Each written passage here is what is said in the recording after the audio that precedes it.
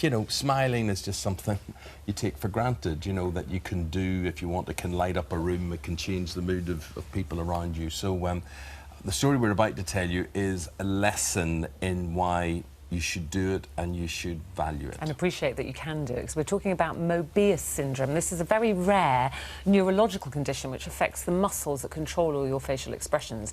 And so it means that people that have this condition, they're unable to smile, they can't frown, can't raise their eyebrows, move their eyes properly. And that brings us to Becky Dees, who's with us now. And Becky has this, and she was diagnosed with it when she was 6 months old. Yeah. And the thing is, Becky, they've told you recently, and they told you as your life went along, look, there's little things we can do. Yes. And you've said no. That's right, so yeah. Why did you say no? And then we'll talk to you about what you cannot do, okay? So why did you say no? Yeah, I was young when I got asked if you wanted the surgery. It was 1990. The surgery just started out. So I was 10, 12 years old, so I didn't really consider it at that age. What, because you were nervous about it, Yes. being so young? Yeah, operations, hospitals, and... Yeah. Yeah. But things have developed. Yeah. So at the minute, what is restricted with you? What can you not do? I have full facial paralysis, so I can't show any facial expression. I can't look left and right. Okay, so how does that affect you in everyday life, not being able to look left and right? Say you were driving, for instance. I just turn my head side to side. So you can't do the eyes. No. But so for you, you compensate by its full head movement then for you? Yeah. You can't raise your eyebrows? No. No. No. But you can talk, so... Yes. Can most sufferers talk, or can it affect people's speech as well?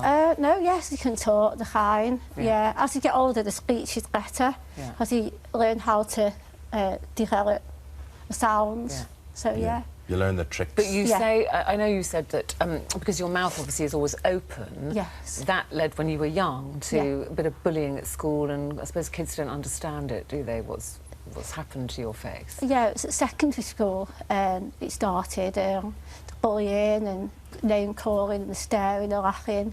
But you just get over it as you get older. Sure. I got better. Well, it's your life, it's all that you probably thought, you know, you couldn't see any difference. This was, you thought everybody was like this, I presume, for much of your childhood. But then the doctors have come along and they said, look, there's better surgery available and we may be able to do something about this. What were they proposing for you recently?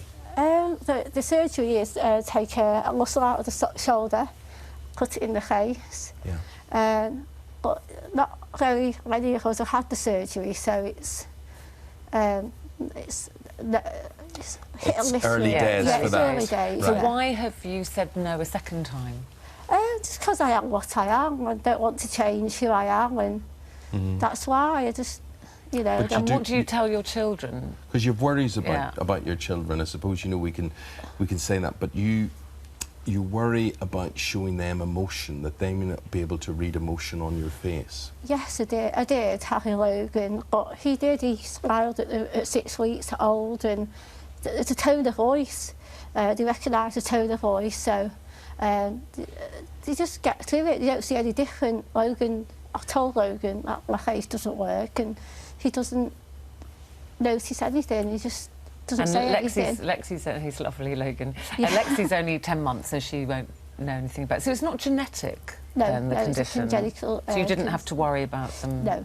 having it as well? No, and if they did, it was... I've done it, I've been through it, so... And is he very accepting of it, and his friends maybe that come to the house? Do they ever ask you, because children are very open about these things, aren't they? They come right out and ask you, what's wrong with your face, or why can't you smile? Yeah, no, the children are fine. All his friends just accept me for who I am. And I've had some children say, why does your face not work? And I said, oh, because it doesn't work. It's like, that's how it is. And how have you coped over the years? You say there about, you know, some bullying at school. A lot of it is just lack of education. People don't understand. Yeah. How do you cope, you know, over the years with adults? People must stare and look. They don't actually come and talk to you and ask you. How do you deal with that? Yeah, I used to say, you know, if there's anything wrong, you know, are you okay? And I used to turn away. But now I've got the children. I don't want to say anything and let the children know that I'm upset about someone staring. If someone's different, someone's different, and that's it. That's the way of the world. Well, whether you feel sad or whether you feel happy, you can still feel it. So people are making a mistake thinking that you don't feel these emotions. You do feel these emotions. And when I went in to speak to you earlier, and you were there with your mum, Yes. who could be your sister, I have to say. She looks not young. Oh, she's made her day now. She's now laughing very much in that other room. Looking at